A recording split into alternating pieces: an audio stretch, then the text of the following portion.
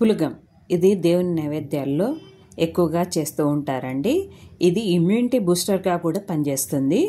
ఈ వీడియోలో క్విక్గా, ఈజీగా, టేస్టీగా పులగం ఎలా చేయాలో స్టెప్ బై స్టెప్ విత్ టిప్స్తో చూపిస్తానండి. దీనిలో వాడే ఇంగ్రీడియంట్స్ వల్ల మనకు పక్కన ఎటువంటి పచ్చడి కానీ పొడి కానీ లేకోకుండా పులగాన్ని డైరెక్ట్గా తినేసేయచ్చండి.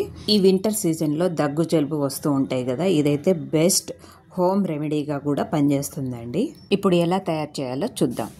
ముందుగా ఇక్కడ నేను చూపిస్తున్న గ్లాస్తో 2 గ్లాసుల బియ్యం కడిగి 2-3 అవర్స్ నానబెట్టానండి. అదే గ్లాస్తో 1/2 కప్పు పెసరపప్పు తీసుకున్నాను.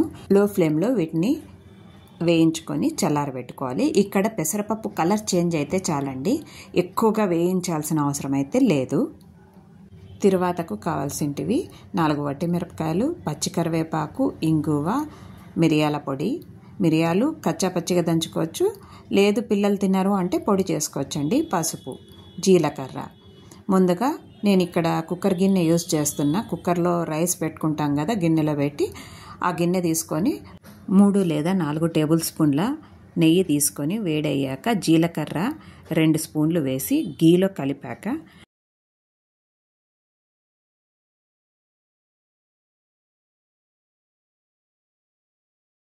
4 వట్టిమిరపకాయలని సగానికి విరిచి యాడ్ చేశాను. ఆ తర్వాత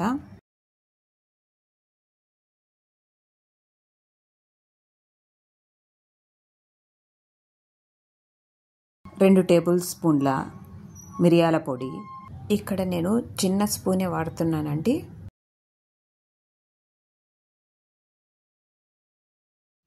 1/2 టీ స్పూన్ ఇంగువ,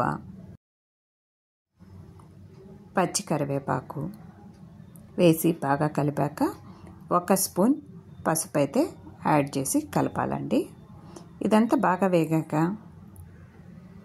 1 గ్లాస్ బియ్యానికి, నానబెట్టిన బియ్యానికి 2 గ్లాసెస్ వాటర్ అయితే తీసుకుంటున్నాను. అదేవిధంగా మనం పెసరపప్పు ఎంత తీసుకున్నామో అంతే వాటరే నేను యాడ్ చేస్తున్నానండి. ఇక్కడ 1:1గా పెసరపప్పు వాటర్, బియ్యానికైతే 1:2గా వాటర్ తీసుకుంటున్నాను. వాటర్ అయితే డబల్ తీసుకున్నాను బియ్యానికి, పెసరపప్పుకు మాత్రం ఈక్వల్గా తీసుకున్నాను. కావలసినంత సాల్ట్ యాడ్ చేసి బాగా మరగనివ్వాలి వాటర్ని. మరోపక్క చల్లారనిచ్చిన పెసరపప్పుని నానబెట్టిన బియ్యంలో యాడ్ చేసి వెంటనే నీళ్ళన్నీ వంచేయాలండి. పెసరపప్పును నాననివ్వకూడదు. మనము రైస్ కుక్కర్లో అన్ని ఇంగ్రీడియంట్స్ కలిపి వాటర్ యాడ్ చేసి మరిగించాం కదా, వాటర్ ఈ విధంగా మరుగుతున్నప్పుడు మనం నీరు వంపి పెట్టుకున్న బియ్యాన్ని యాడ్ చేసుకోవాలి. అంతా ఒకసారి కలుపుకొని మూత పెట్టి కుక్కర్లో డైరెక్ట్గా మనం రైస్ ఎలా వండుకుంటామో అదే విధంగా వండుకోవచ్చండి. ఇలా వండుకోవడం వలన, మనము కుక్కర్లో పెట్టి వండుకోవడం వలన అడుగంటడం, మాడడం అనేది ఉండదు. మొత్తం అంతా ఈవెన్గా ఉడుకుతుంది, మంచిగా కూడా ఉంటుంది టేస్ట్. ఇట్లా నేను ఎందుకు గిన్నెలు పెట్టానంటే, విజిల్ వచ్చినప్పుడు రైస్ అంతా పైకి వచ్చేసి గిన్నె నుంచి బయటకు వచ్చేస్తుందండి విజిల్ వచ్చినప్పుడు. అట్లా రాకుండా ఉండడానికి పైన బరువు అట్లా పెడతాను నేను.